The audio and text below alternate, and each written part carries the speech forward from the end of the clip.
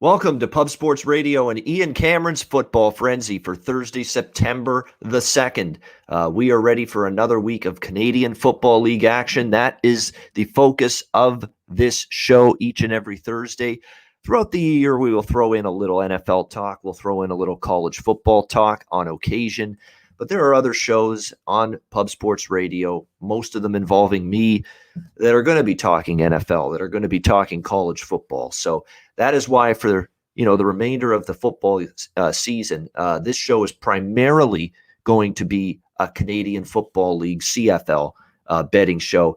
It is just me today. No special guest this week on the show. This is going to be a very short show. We're just going to go through the 4 games. I have an appointment coming up in about an hour or so. So we're going to make this a brief show, which is why I didn't invite a guest on. But we'll get through all 4 CFL games taking place here on the Week 5 card. And this is not your average weekend. This is Labor Day weekend. And in the CFL, each and every year, that means rivalry weekend. And you get the traditional Labor Day weekend rivalry games. Most Labor Day weekends, you get Montreal versus Ottawa. We have that on Friday night. Every single Labor Day weekend, you have Winnipeg, Saskatchewan. You've got that in its usual place, Sunday. And then, of course, a tradition unlike no other in this league, Labor Day Monday, what they call the Labor Day Classic. There's 2 of them each and every year on Labor Day Monday, and it's the same 2 matchups, one in the East, one in the West. The Battle of the QEW, Toronto Argonauts, and my Hamilton Tiger Cats in the first game on Labor Day Monday. And we follow that up with the Edmonton Elks and the Calgary Stampeders. These are traditional Labor Day weekend rivalry matchups across the league, and always exciting to see them play out. So let's get to it. We will begin with the first game on tap, Montreal, Ottawa. We've got a huge market move here on the Montreal Alouettes in this game. The line opened 3.5 with Montreal as road favorites in this game, and now we're seeing them laying a full touchdown, -7 here across the board. The total sitting at 43 for the most part right now in this game. And if you've watched the Ottawa Redblacks, who somehow won their first game, if you can recall, back in week 1 against the Edmonton Elks, and they pretty much won that game without any sort of offense that was functioning. The defense came up with some big stops. They got a couple of key turnovers. There was a massive moment in that opening game, the one game Ottawa won this year, where Edmonton was driving inside the red zone, probably looking to take, I believe, a 10-point lead at the time, perhaps take control of the football game, and then a costly pick 6 off the hands of an Edmonton receiver right into the arms of Abdul Kenna, one of the better defensive backs on this Ottawa team, and he took it the rest of the way for a pick 6, and it really swung the game in Ottawa's favor, and they were able to win that game from that point on. So it's going to be interesting to see now here in this game how they fare, because the last 2 games for Ottawa on the offensive side of the football have been absolutely atrocious, and it's kind of sad to see this for our guy. Whoop whoop! That's the sound of La Police, Paul LaPolice, the head coach of the Ottawa Redblacks. Very, very tough to see him go through this kind of stuff, because he's an offensive-minded coach. He always has been. In the CFL. He was, remember, offensive coordinator with the Winnipeg Blue Bombers before getting this head coaching job here with the Ottawa Redblacks. And he actually did a very good job, in my opinion, with the offense for Winnipeg. But even though he's got a good offensive mind, you still have to have the personnel. You still have to have, the cohesion. You still have to have the talent on hand. And what I'm seeing now from the Ottawa Redblacks, especially in these last 2 games, they lose 23-10 to Saskatchewan, outgained by 162 yards. They lose 24-12 at home in their home opener last week against BC, and I was on BC minus the points, and I believe our guy Steel City Steve, who was with me on last week's show, liked BC as well in that game.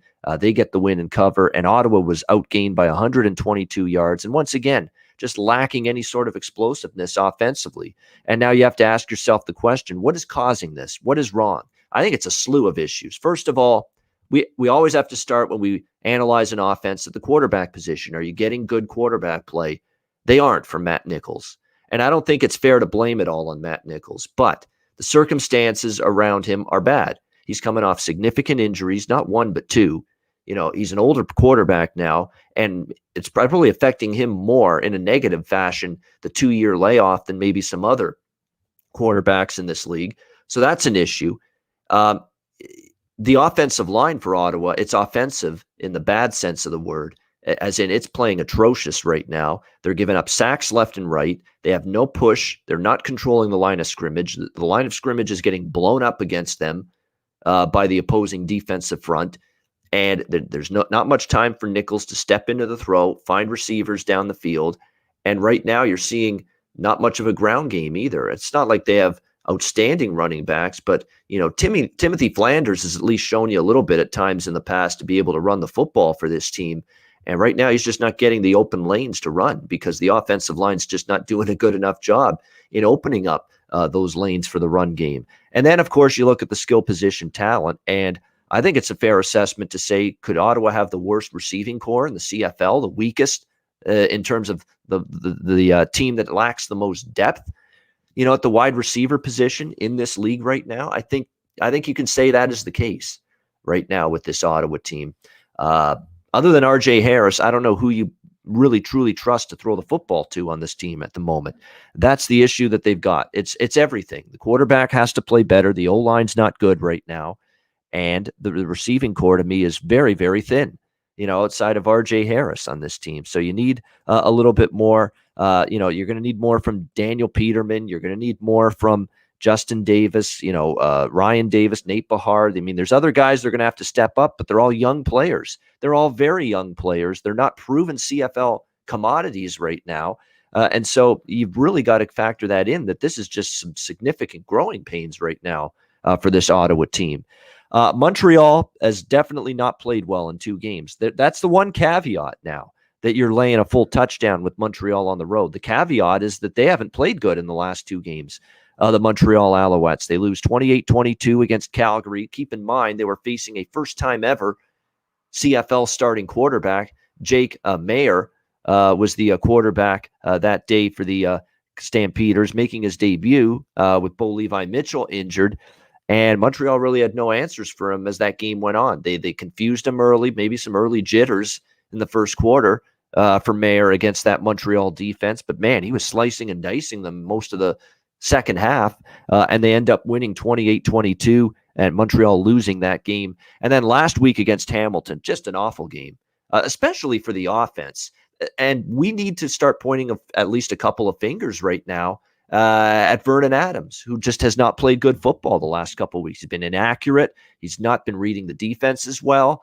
He's been forcing balls into double, triple coverage and turning it over too much.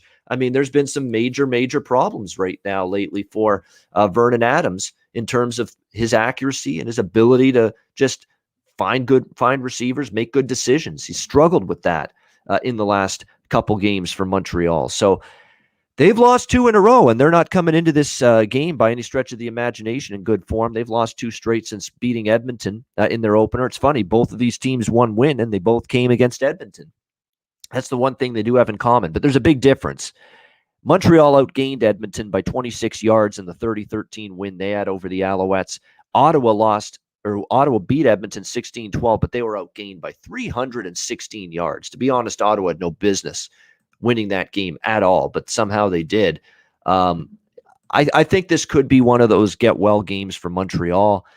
Vernon Adams, I think, definitely has the potential to play much better. Keep an eye on this injury list, too, for the Ottawa Redblacks. They've got a bunch. They've got Abdul Kenna, Sherrod Baltimore, 2 starting DBs questionable due to injury in this game. Anthony Coombs is questionable. Nate McMillan, a key offensive lineman, is questionable, and it's already, a shaky O-line. Nolan McMillan's one of their better offensive linemen. So if Nolan McMillan doesn't play here in this game, that's a big blow to an already weak offensive line.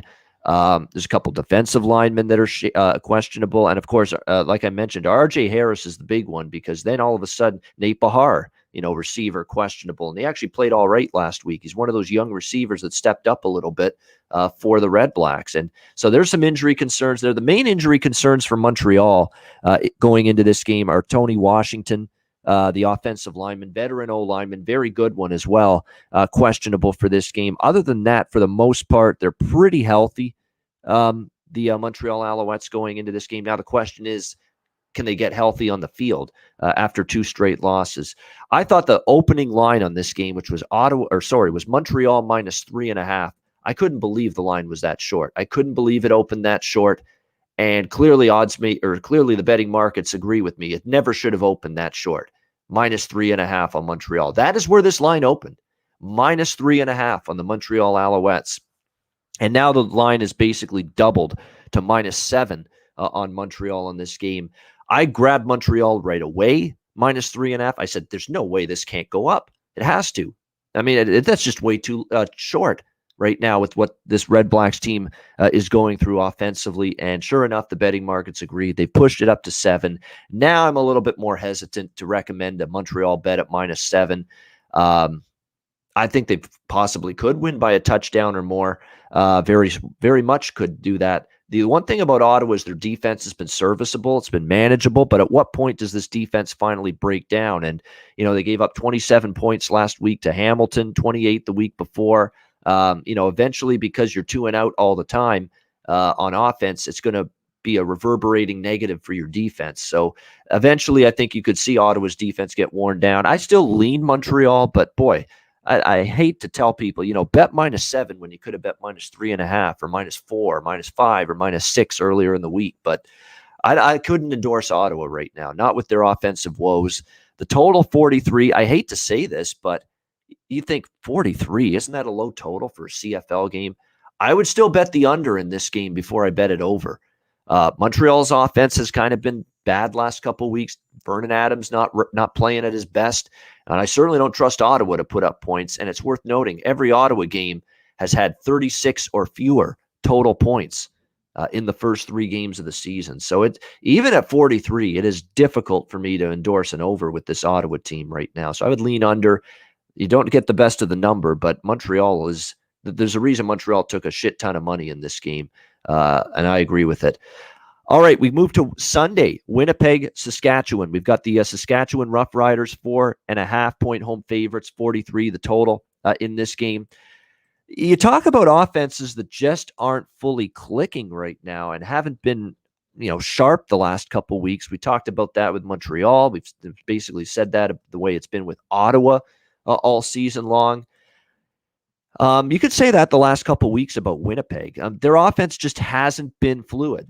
Even against Toronto, where they lost 30-23 against the Argos in the Toronto's home opener in that game, a lot of the points came late. They were down big. The offense really sputtered in the first 3 quarters of that game. They really never got anything going in terms of traction until late when maybe Toronto was taking their foot off the gas pedal. And then last week, just too many field goals, too many stalled drives, for Zach Collaros and the Winnipeg Blue Bombers offense last week. So, you do get a little concerned about that with Winnipeg, that the offenses struggled a bit. I was, I don't want to say push the panic button yet.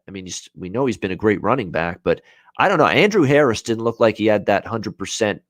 It didn't look like he was 100% last week. I know he was back. He made his season debut against Calgary in the game last week, but I didn't see that burst. I didn't see that run over opposing defenders type of running and that tough, hard-nosed, physical, breakaway and, top level speed in the open field type of rushing from Andrew Harris last week. And it makes me think, is he 100% yet? I'm having my doubts about that. So when you look at Winnipeg, they're actually 0-2 against the spread their last 2 games.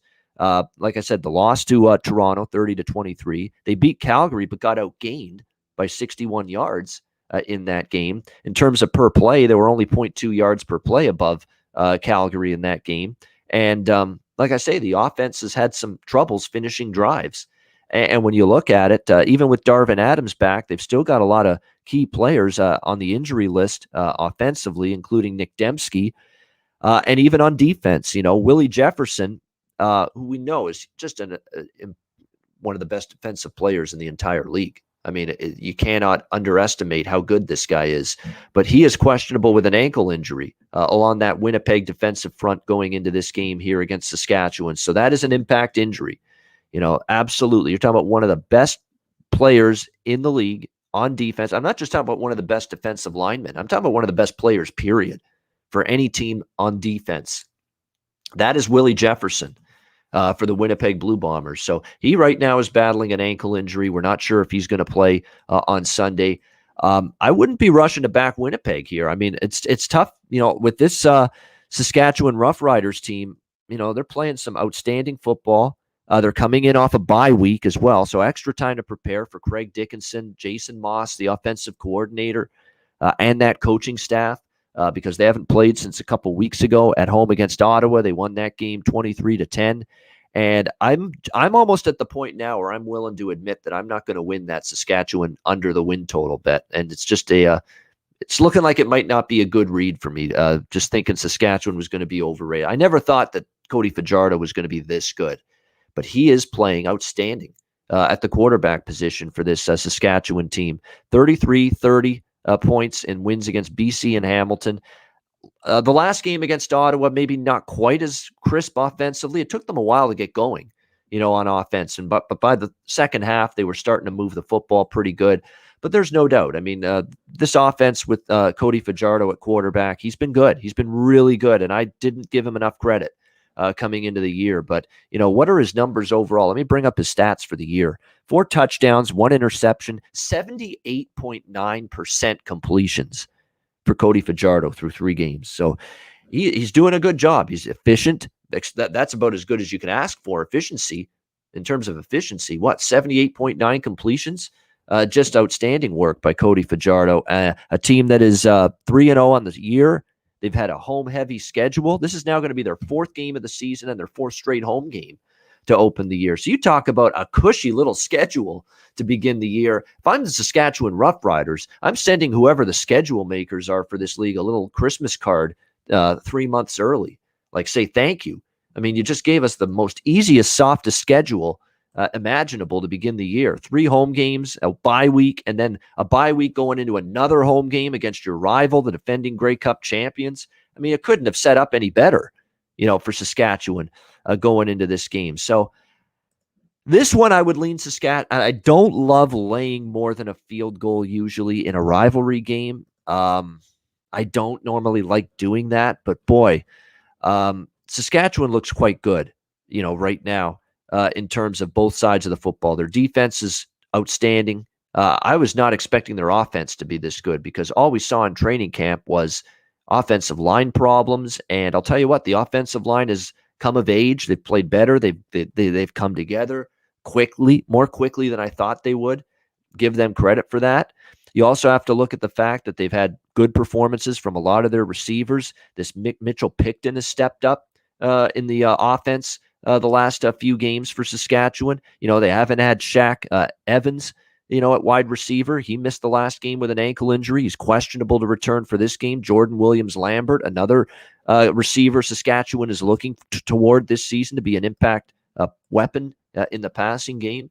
He's also questionable to suit up in this game for the Roughriders. But like I said, they've had some good step-up performances from other guys.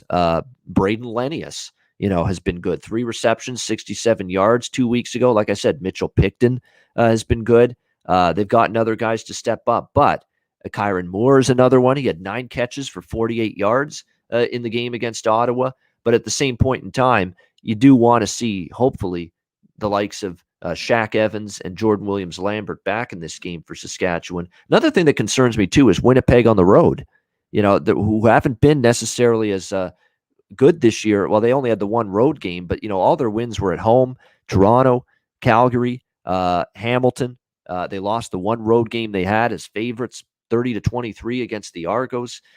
Normally, I don't like laying points in a rivalry game of more than a field goal because usually these are tight games. These are close games. And actually, if you look at the recent head-to-head series with Winnipeg and Saskatchewan, from a point spread perspective, going back to October 2018, Winnipeg's 5-1 against the spread the last 6 meetings against Saskatchewan. So they've done very well head-to-head.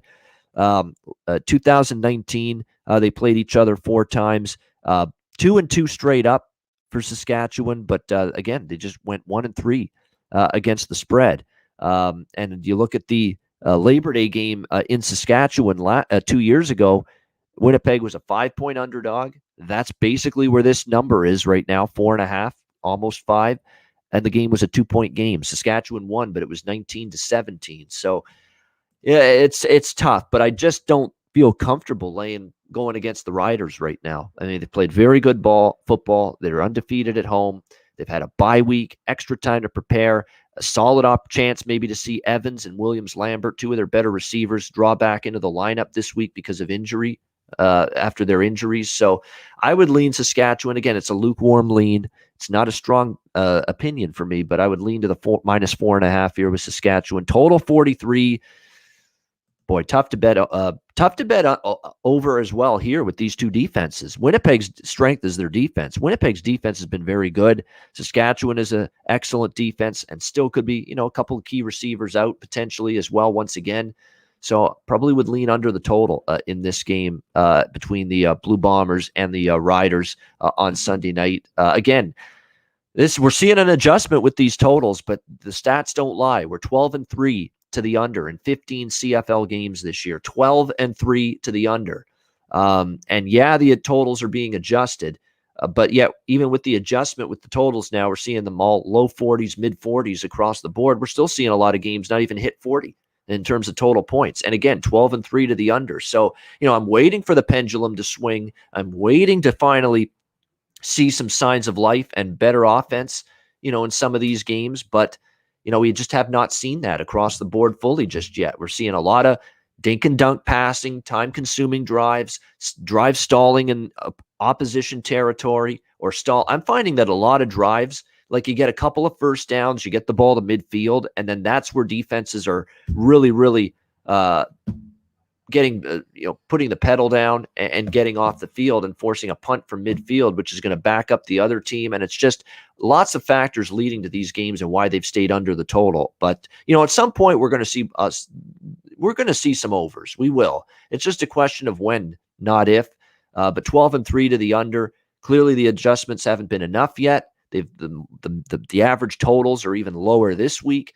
We'll see if the adjustment, but I'll tell you right now, these first two games, Ottawa, Montreal, Winnipeg, Saskatchewan, with both teams' offenses and both teams' defenses, I'd be a little bit leery of betting over the total in these first two games here for Week 5. All right, before we get to the Labor Day Classic games on Monday, Labor Day Monday, we'll say hello to Pedro in the chat saying, do you have season tickets to Ticats games? Yes, I do, Pedro. I didn't know you were a Hamilton guy. Good stuff. Yes, and I will be there on Monday. So I'm looking forward to that. Of course, Argos Ticats goes without saying. Annual tradition for me. William Hill to bet. Yes, CFL is at most books now. There aren't many that don't offer CFL. You can get CFL at DraftKings, William Hill, Pinnacle, Bet Online. You can get it at most Las Vegas books. I mean, CFL is widely available. It's not one of those leagues, and it really hasn't been one of those leagues where you can only bet CFL football at a couple of places. No, it's a widely available betting market, the CFL, and that's a good thing to see that for sure. No question. It's good to see it because, you want those options, and I'm finding there's more and more people betting CFL and at least paying attention to it the last few years. I'll be paying attention, not only paying attention to this next game, I'll be there for it. Tim Hortons Field, the home opener at long last for the Hamilton Tiger Cats after starting on the road for their first 3 games of the year. The Ticats 2.5 point home favorites in this game against the Toronto Argonauts. Battle of the QEW, 44 the total in this game. Hamilton needed a win in the worst way in their last game against Montreal. They had a bye week going into it, and I thought the game plan and the preparation and the attention to detail was terrific. And it's the kind of performance, which is what I kind of expected from Hamilton off a bye week. This is an elite coaching staff. You give an elite coaching staff off 2 losses the chance to fix their mistakes, look at the film, and give them a chance to design a game plan and a scheme on both sides of the ball and give them an extra week to prepare to do that. And we saw the dividends of that against Montreal. They were well prepared. They were terrific on both sides of the ball. The offense wasn't explosive. They didn't light up the scoreboard necessarily, but they were efficient. They were effective. They sustained drives. They moved the chains. They put points on the board. Even if they, settled for a field goal, maybe a couple times too many. It was a good enough performance from the offense, and it was certainly a huge step forward from the awful play that we saw from Hamilton's offense in their first two games, albeit against very good teams on the road and very good defenses on the road, Winnipeg and Saskatchewan. But it was nice to see the Ticats have a good showing offensively in that game. Of course, Dane Evans was the quarterback. Jeremiah Masoli was dealing with rib injury going into that game against Montreal, so he didn't play. The third straight game where Hamilton used a different offensive line combination. And I'm not saying the O-line was great, and they still had issues. They still, gave up a few too many pressures, a few too many sacks, but they were at least markedly better than the first two games. And you would think that Hamilton's offensive line they're going to probably try to keep the same offensive line intact. That's what I'm kind of seeing right now, that they're going to try to keep that same combination for this game coming up here on Labor Day Monday. The Argos, they come into this game off a bye week. They have not played since 2 weeks ago. Their home opener, they took on the Winnipeg Blue Bombers and won 30-23. As much as I've bashed the Argos, and usually the Labor Day Classic for Hamilton hosting this team has been a tradition of kicking the absolute shit out of this Toronto Argonauts team. That's basically what we've done most years on Labor Day, and we very well might do that again. I mean, look at these lopsided results on Labor Day in just the last 3 years.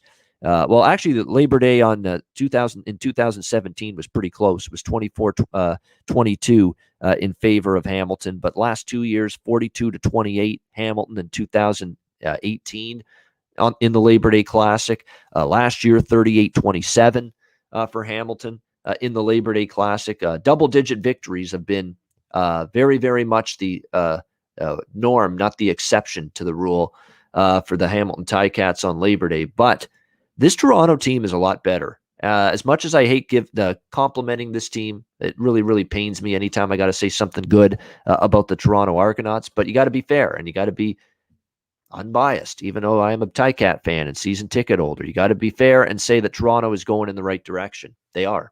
They've got a quarterback in Nick Arbuckle that I think could be solid. I thought he was very good in that win against Winnipeg. That was his first start of the year. Now you're going to give him an extra week to get ready, to practice, to learn this offense even more. And now we're going to also see what Ryan Dinwiddie's made of, right? This is going to be his first chance to show what he's made of preparing. Although I guess you could say prior to the game against Calgary, the opener, because they didn't play any preseason games, you could say he had extra time to prepare for that game too. And Toronto did well, winning outright as 7-point underdogs at Calgary, 23-20. They outgained the Stamps by 57 yards. And keep in mind, they didn't have Nick Arbuckle in that game. It was McLeod Bethel-Thompson starting at quarterback for the Argos in that game. This game worries me a little bit for Hamilton. I'm not usually it's Labor Day. We're gonna have a few drink. We're gonna have some beers. We're gonna have some fun. We're gonna enjoy us beating down the Argos again. It's gonna be great. I think we can win this game, but I don't know if we're gonna just roll past them, because I think the Argos are better this year. I truly think that. I mean, they've got a lot of weapons offensively with Eric Rogers brought over from the Stampeders, Jawan Brescison coming over from Calgary in the offseason. Two good additions. Tavares Daniels, terrific receiver for this team. Ricky Collins Jr. As well. They're getting a little something from Daniel Braverman as well, this Argos team. And their two running backs have been really solid, I think, especially DJ Foster. Just fantastic running the football for the Argos in the victory against the Winnipeg Blue Bombers. So this offense is perking up for Toronto. The defense, is probably better than it's been in recent years as well for the Argos, with who they brought in on the defensive side of the football. They've got some playmakers now on defense. You look at Dexter McCoyle, who can get a pass rush, Fonte Diggs. They bring in, Charleston Hughes, Cordero Law. The secondary is decent at the very least. I think they can still pick on that pass defense a little bit. Secondary is probably still a little bit weaker than they are up front, the Argos, but I think Hamilton's got to be ready for this game. This is not that same old downtrodden, hideous, embarrassing Argos team. This is a Toronto team that's 2-1 coming into this game and off a bye week with extra time to prepare. for this game against Hamilton. Keep an eye on the injury situation. There are a few in this game. Certainly, we know the Ticats have been banged up most of the year, especially along the offensive line, and they've still got some question marks there. The defensive line was the unit that was really, really banged up last week. Dylan Wynn was out. Thank goodness Ted Laurent played, but they had a couple of key cogs on the defensive line out. We'll see if they can get any of those guys back. It's still too early to tell with this game being Monday. Mike Daly, defensive back, questionable. Lorenzo Malden, defensive end, questionable. Chris Van Zyl, one of their best offensive linemen, missed the game last week against Montreal. Even though that offensive line improved a little bit, you certainly want an all-star lineman back on the field, and Chris Van Zyl is that for this Hamilton team. So we'll see if he's able to return on Monday. If you got Toronto above a field goal, I don't hate that bet. I mean, Hamilton opened -4 in this game. It's down to -2. A lot of love for Toronto, and I see it. I mean, they're off a bye. They've played well. Hamilton's been inconsistent, but I think now with this being -2, I'm probably not betting a side in this game. Hamilton does have a tradition of just winning at home on Labor Day. And not only winning, but winning convincingly. So when you look at recent history between the Argos and the Ticats on Labor Day, -2 looks cheap on Hamilton. It really does. And maybe getting that win against Montreal, and it's even though it's not a full bye week for Hamilton, they played Montreal last Friday.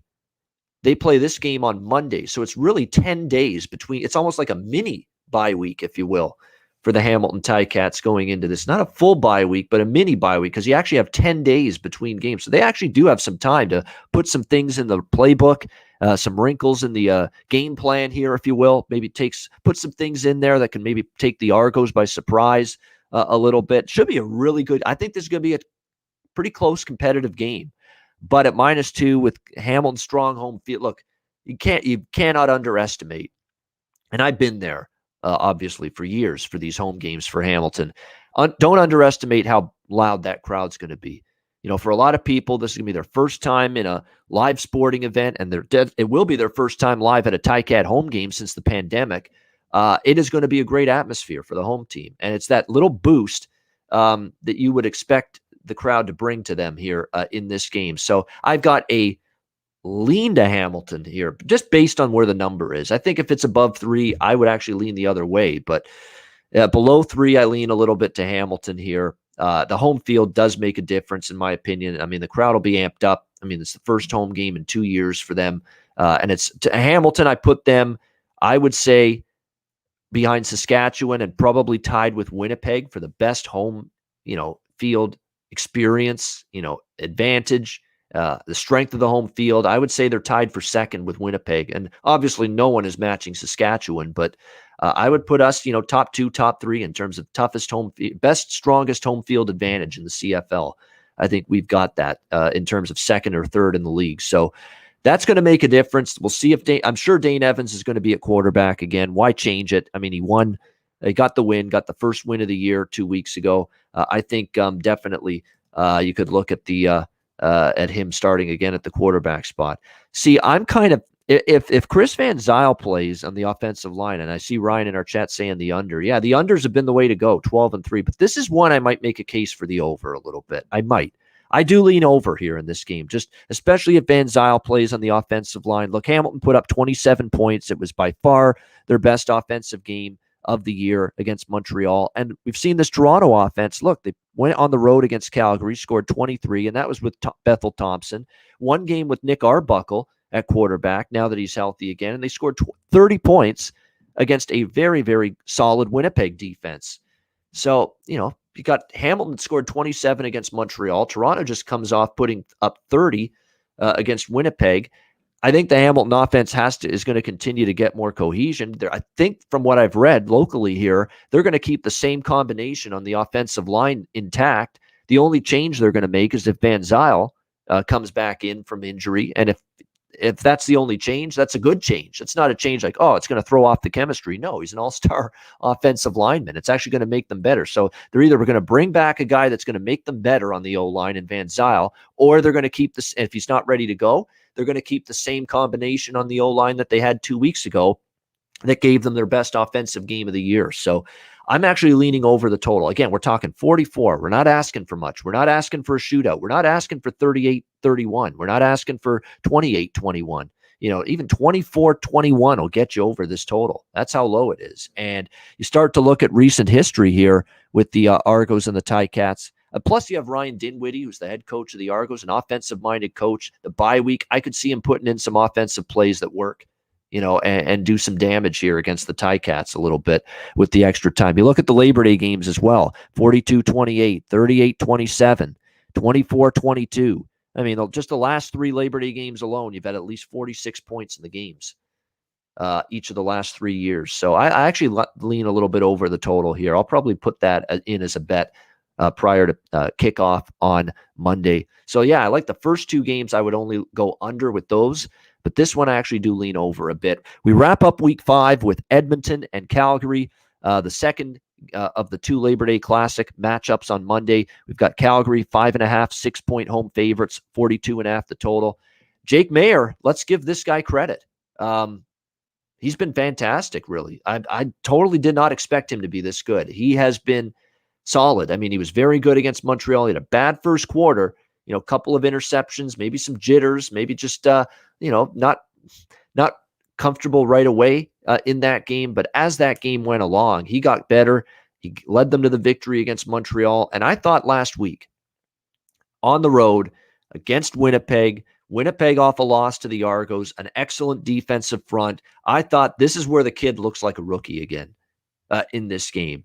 And even though they only put up 16 points and lost 18-16 last week to Winnipeg, even though, again, their offensive output doesn't look awesome, I was impressed with the poise of Jake Maier in that game, even though they lost. How can you argue with 30 of 39 passing, 307 yards?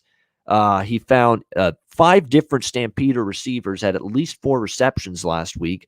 Hergy Mayala, Kadeem Carey, Markeith Ambles, Kamar Jordan, and Josh Huff. All had 4 or more receptions in that game. He was very, very good. I thought the poise and not getting rattled and actually completing that many passes on the road, loud environment, tough environment, and doing it against one of the best defenses in the CFL, I thought was very impressive. And yeah, they've settled for a lot of field goals. That was probably their demise when it was all said and done. But look, 30 of 39, 307 yards, and most importantly, no interceptions. That's what I like. No interceptions. And it's very easy to make a mistake on the road against that defense last week, what the Blue Bombers can throw at you. And he didn't make those mistakes. So I give him credit for that. Now, so we've basically I've been looking at this game all week, assuming Jake Maier is going to be the quarterback again here on Labor Day. Say, but Bo Levi Mitchell was put on the 6-game injured list, so we didn't expect him back probably till late September. But now we just got word that Bo Levi Mitchell's been taken off the 6-game injured list, and he's going to be practicing this week for Calgary. And obviously no definitive confirmation as of yet whether he's going to play in this game or start in this game, but there's obviously now a much greater chance that Bo Levi Mitchell is going to start in this game on Monday than obviously just a couple of days ago. So they actually might have Bo Levi Mitchell. And Dave Dickinson didn't him and haw about it. He basically said yesterday that if Bo Levi Mitchell's healthy and he has a good week of practice and he feels good enough to play, he's playing. Simple as that. He's our guy. And of course he would be. There's no doubt about that, regardless of how things have gone with Maier. So all of a sudden, we're wondering who the quarterback's going to be for Calgary. So Calgary, after a rough start to the year, and it was very rough, and funny enough, both of the losses were with Bo Levi Mitchell as the quarterback, 0-2 straight up in ATS, losing outright as favorites at home to Toronto and BC, and then sure enough, 2-0 against the spread with the young rookie, Jake Maier, beating Montreal and just falling short against Winnipeg last week, and yet maybe going back to Mitchell here in this game. Here's the thing that worries me with Calgary. As a favorite this year, they are 0-2 straight up in ATS. Not only 0-2 against the spread, they've lost outright as favorites when they've been laying points this year against Toronto and BC. The two times they've been underdogs, they covered both games. They won against Montreal outright, and they nearly beat Winnipeg outright. So they've been good as dogs, but now here we go again. They're back as favorites in this game, -6. And they've not been good favorites, Calgary. In fact, you go back to last year, they've really not been good favorites. I think even last year, their record laying points wasn't anything great late in the year. I'm going to see if I can find this out right now in terms of Calgary, because I'm pretty sure that their long-term record as favorites hasn't been necessarily that good. Let me just give me a sec here. Let's do some research on the fly here. Oh, you're not going to give me that info, son of a bitch. I'm trying to find this database here. I got access to this database of ETS records and game logs and all that. We're trying to find a Calgary. I'm looking at it now. Going back to October last year, or 2 years ago, 2019, Calgary is on a 0-8 against the spread run as favorites, including 0-2 this year, 0-6 against the spread as favorites at the end of 2019. Underdogs, by the way, Osby, you're asking. Underdogs are 11-4 against the spread this year in the CFL. It's been an underdog and under league so far this year. 11-4 against the spread for dogs, 12-3 to the under. There's no way I'm laying 6 here with Calgary. And now you might have Bo Levi Mitchell back in the mix, who didn't play well in the first 2 weeks, coming off an injury. No, I'm not laying 6 here with Calgary. For me, it's Edmonton plus the points. If I'm betting this, I'll flat out, and I haven't pulled the trigger yet, but if I'm betting this game, it's Edmonton plus the points or nothing. Here's the hesitation, though. They're coming off the COVID-19 shutdown. What have they done to get ready for this game? Have they been practicing? Not much. They just got back on the practice field yesterday. That's number one. Number two, you've been isolated. You haven't been keeping yourself loose as much during this downtime. That's another thing to keep in mind. And another thing that does concern me a little bit about Edmonton, even though, again, I thought I was very high on this team coming into the year. They got off to a rough start, 2 straight losses. They had the win against BC to get off the schneid.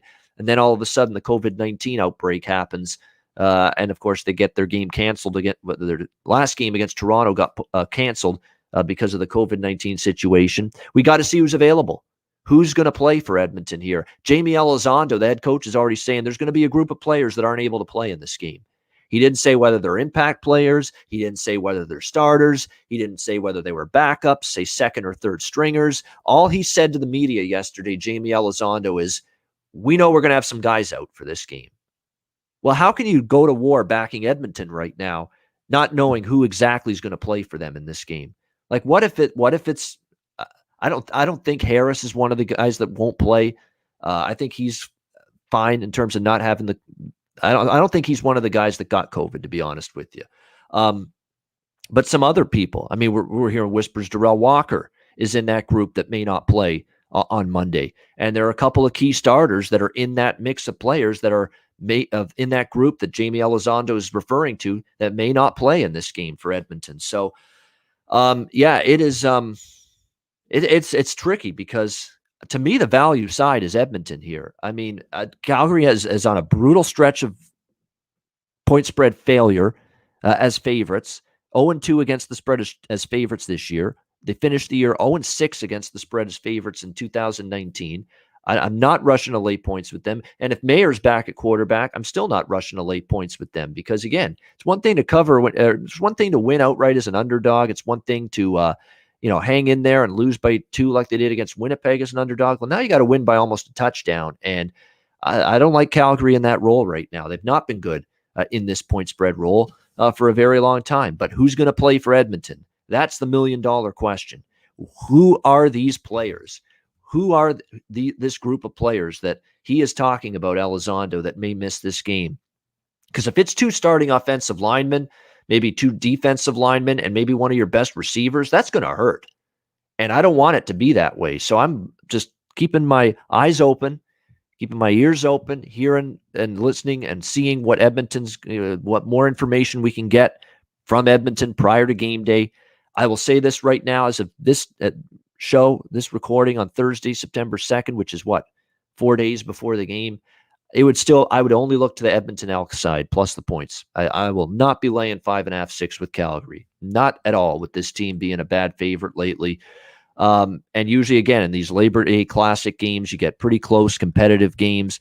If you look at recent series history, last year was or 2 years ago, Calgary won pretty decisively, 33-17 or 25-9 on Labor Day.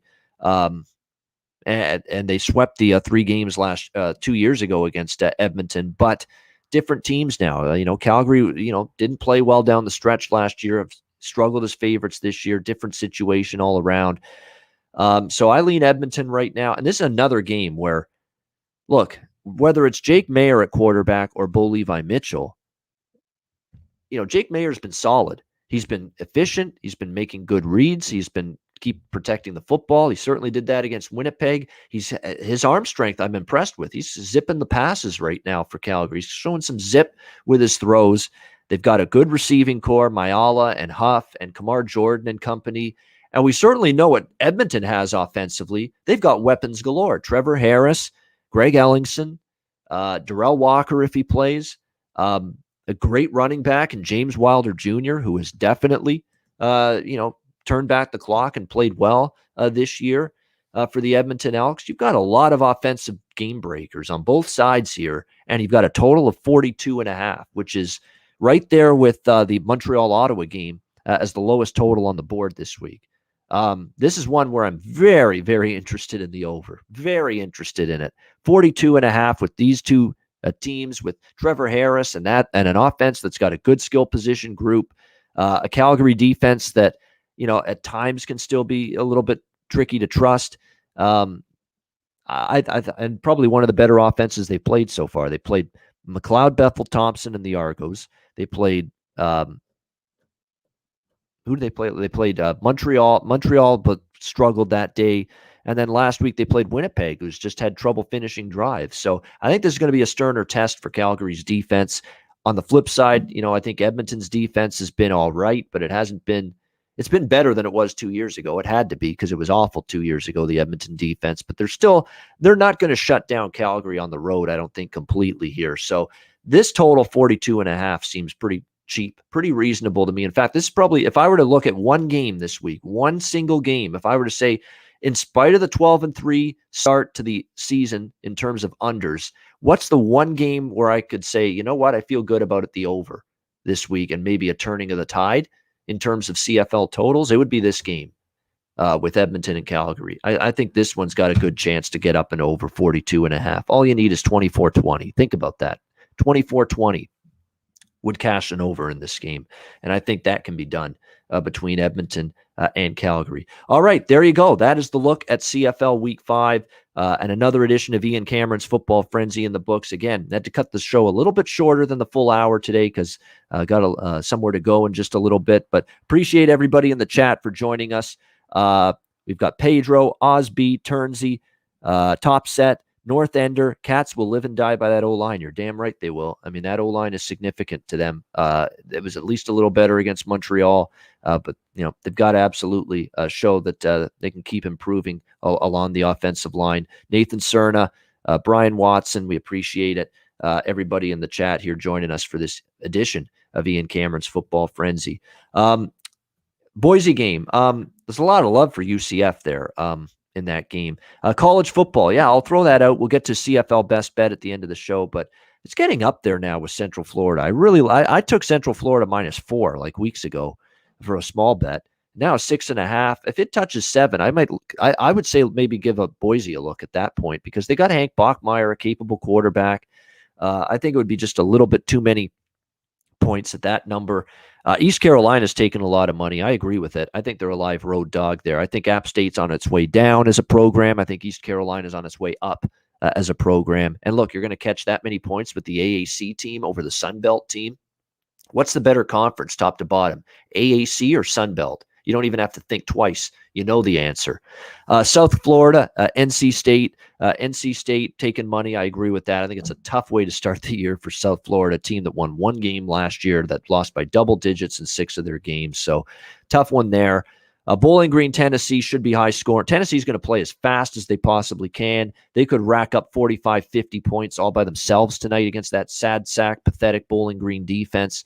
The only question is, can Bowling Green find the end zone a time or two? I think they could, because Tennessee, I'm reading reports, their defense was awful in the spring and very, very shaky in August camp as well. So maybe that can help Bowling Green find their way to at least some points in that game tonight. And Ohio State, Minnesota, I just think at 14, I'd lean a little to Minnesota. I think it's asking a lot for Ohio State to go in there, win by more than 2 touchdowns. Some changes on both sides of the ball. First-time starting quarterback, C.J. Stroud. Minnesota, top 5 in returning production from last year's team at home, 9-1 against the spread. Their last 10 tries as home underdogs of 8 points or more.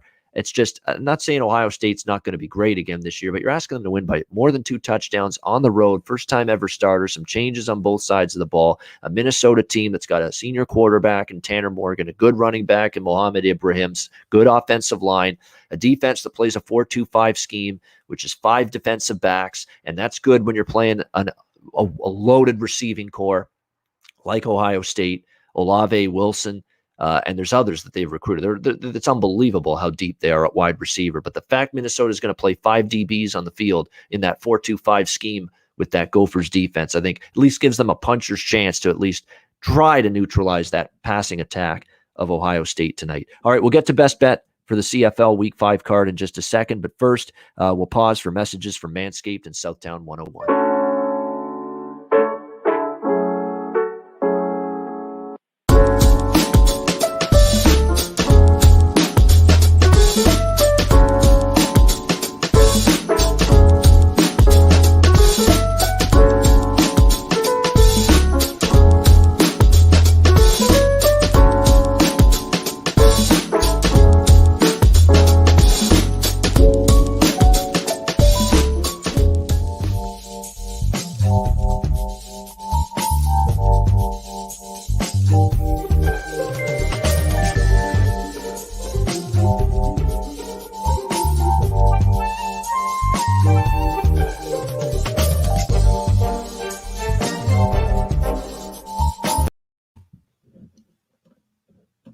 All right, there we go. Southtown 101, San Antonio, Texas. When you're there, stop in. Great food, drinks, live music, DJs, and karaoke as well. Southtown 101. Manscaped, promo code Pub Sports, Lawnmower 4.0, and all the Manscaped products you can get with the promo code Pub Sports. And with that, get 20% off your purchase.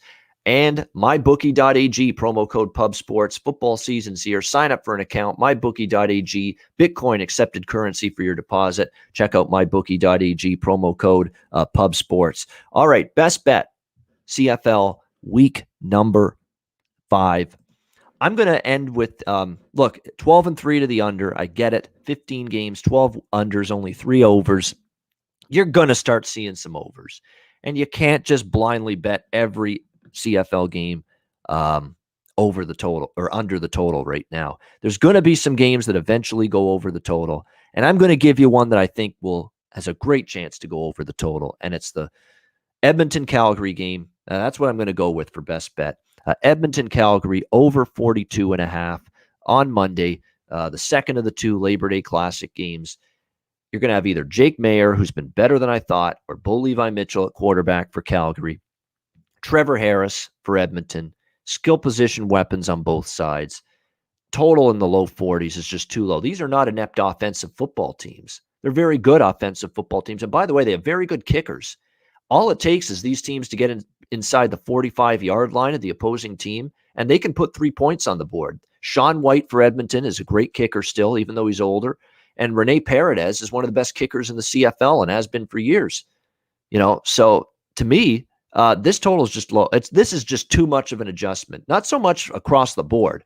Some of these games deserve to be 42-43 total, like the Ottawa game, for instance, because they're just not scoring. This one, though, I think it's just too low.